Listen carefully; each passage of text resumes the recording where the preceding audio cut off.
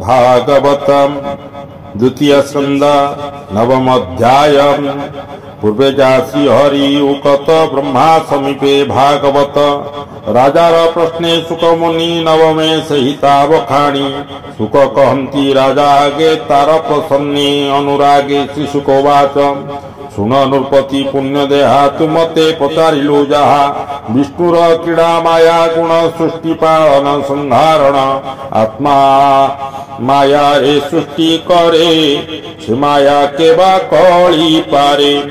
करई सकल संभव स्वप्ने जे सने अनुभव यह ईश्वर मायावेनी न घटे तत्व अनुमानी जेबे से माया रे मिसई एको अनेक प्रकाशई स्वभावे आत्मा एक रूपी आभासे जन्हे बहुरूपी से जेबे थाई तीन गुणे मुहि मोहर ये प्रमाणे जेबे से भक्ति जोग करे तेबे ममता परिहरे सत्य प्रकाशे तहु देहे निश्चिंते आत्मा रूपे रहे काल माया रे परे रही पर अपना भेद काही आत्मार तत्व शुद्धि अर्थे कहिले ब्रह्मार अग्रते शुणु जेणु जे घर तप करी अनेक कष्टे प्राण धरी तपे तोषिला भगवान तेणु पाइला दर्शन निर्मल निष्कपट चित्ते जेणु चिंतिला हृदगते शुण कहिबा तो ग्रते ब्रह्मा को दिशिला जमंते से आदि देव परम गुरु भकत बांछा कल्पतरु निज भुवने सुखे थिला खेलिब बोली इच्छा कला नाभिकु पद्म कला जात तहु जन्मिले चतुर्माथ से पुणी चिंता भरे रही पर न जान सृष्टि विषय की प्रकार मने चिंतई वेद वर चिंता विकले भावे मने शब्द सुधिला गगने जले कमल मध्य थिला बेनी अक्षर से सुनिला ककार आदि जे षोडशे पंच मिश्रित एक विंशे शब्दे तप उच्चारणे निष्कंचनक निज धनम से बाणी सुनी ब्रह्मा कन्ने निरोपी चाहिला गगने दिग सहित नाइला कहीं से किछि न देखिला से पुणी रही निज स्थाने आत्मार हित चिंती मने जानिला ए परम तत्व तप सदा साधने देला चित ए मोर हित बोली जानी निश्चल मने कुश पाणी अमघ दृष्टि से विधाता तपे बुड़िला तार चिंता देव बरसे दश शत तपे वसिला दृढ़ चित मन पवन कला बंदी दश इंद्रिय गण बुद्धि तपस्या कला अतिरेक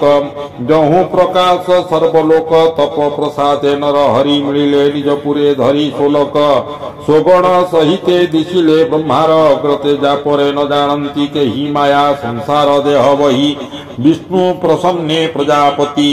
छाड़िला मनु दुख भ्रांति शून्य विजये नर हरि अशेष देवे स्तुति करी जहीने पसे रजत में न पसे सत्व जे मिश्रणी जे अबा कालर विक्रम सेवा होइब काही क्षम माया न पारे पछी जही राग लोभादि भेद काही विमान मध्य नारायण वेष्टित पारिषद गण सर्वे दिशन्ति विष्णु तेज स्वभावे चारि चारि भुज श्याम सुंदर तनुवर्ण अरुण पंकज लोचन पीत वसन परिधान सुरुचि सुंदर बदन मणि पदक कंठ देशे काम गंजन निज वेशे प्रबाल वैदुर्य कांति मृणाल प्राय झटकंती कीर्ति खंजित कपाल श्रवणे मकर कुंडल तेज विराजे नभस्थली विमान परे सर्वे मिली दिव्य कामिनी गण संगे बिजुली जन्हे कला मेघे अष्ट विभूति संग मेले कमला खटे पाद तले दिव्य दोलिका मध्य नारी पुष्प बरसी स्तुति करी हरिर प्रिय कर्म मान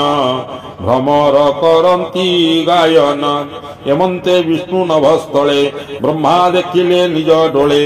जार नाम श्रीपति भकत धनंकर पति कमलापति यज्ञपति जगतपति सर्वगति सुनंद नंद आदि जेते पूजा रचिले बलि हस्ते पूजंती किंकर स्वभावे मिली स्वभावे सर्वदेवे नृत्यकु प्रसन्न वदन अरुण पंकज लोचन कीट कुंडल विराजे पीत वसन कटिमा जे शिव चिन्ह हृदय स्वहे रूपे अशेष जनमहे अमूल्य सिंहासने स्थिति वेष्टित पंचविंश शक्ति स्वभावे ऐश्वर्यमय इतर जने अनिश्चय सदा में स्वरूप रमंती एणु से ईश्वर बोलांती एमंत रूप ब्रह्म देखी उठिले आसन उपेकी कृष्ण दर्शन आह्लाद अंतरे होई गत गत लोमहर से तनो पूर्ण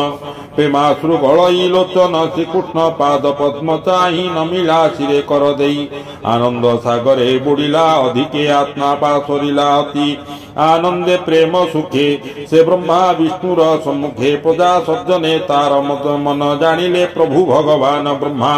बदन हरि चाही ईशित हास्य वाक्य कही ईशित वाक्य हास्य कही आत्मा प्रिय प्राय करी ब्रह्मार कर करे धरी आनंद कबार हरि बोलम ओम नमो।